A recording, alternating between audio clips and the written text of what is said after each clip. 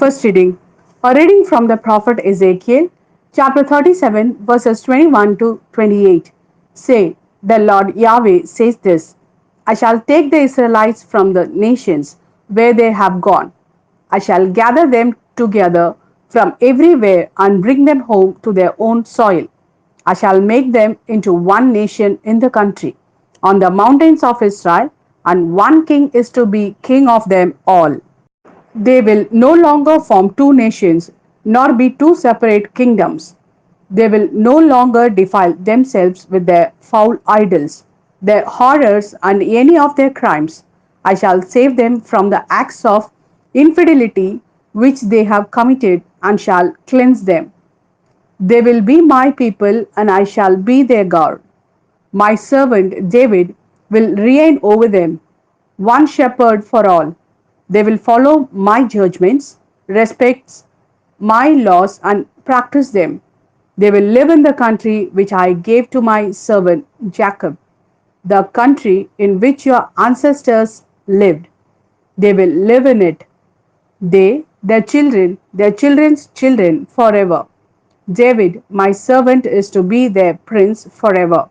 I shall make a covenant of peace with them, an eternal covenant with them. I shall resettle them and make them grow. I shall set my sanctuary among them forever. I shall make my home above them. I shall be their God, and they will be my people.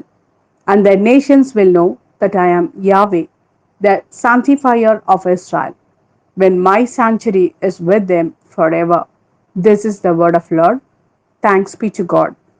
A reading from the Gospel according to St. John, chapter 11, verses 45 to 57. Many of the Jews who had come to visit Mary and had seen what he did believed in him.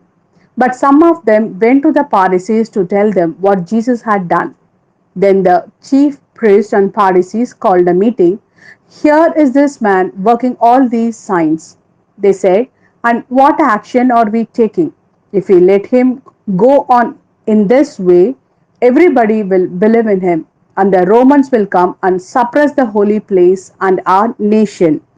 One of them, Caiaphas, the high priest that year, said, you do not seem to have grasped the situation at all.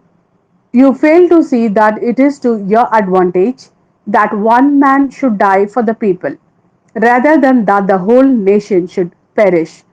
He did not speak in his own person, but as a high priest of that year, he was prophesying that Jesus was to die for the nation, and not for the nation only, but also to gather together into one the scattered children of God.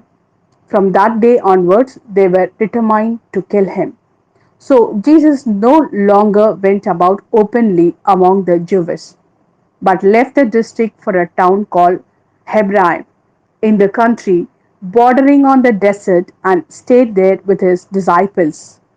The Jewish Passover was drawing near, and many of the country people who had gone up to Jerusalem before the Passover to purify themselves were looking out for Jesus, saying to one another as they stood about in the temple, what do you think? Will he come to the festival or not?